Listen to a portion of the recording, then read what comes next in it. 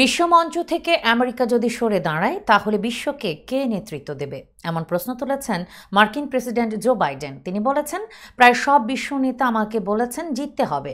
ভারতীয় বার্তা সংস্থা পিটিআই জানিয়েছে, ফ্লোরিডা অঙ্গরাজ্যে নির্বাচনী প্রচারে গিয়ে বাইডেন এসব কথা বলেছেন।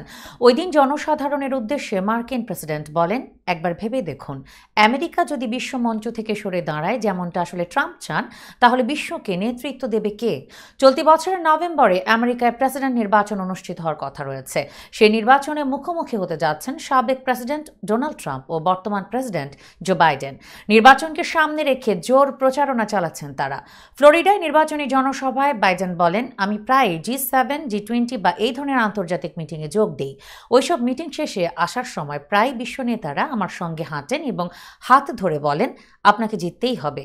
জো বাইডেন আরও বলেন, পুরো বিশ্ব আমাদের নির্বাচনের দিকে তাকিয়ে আছে।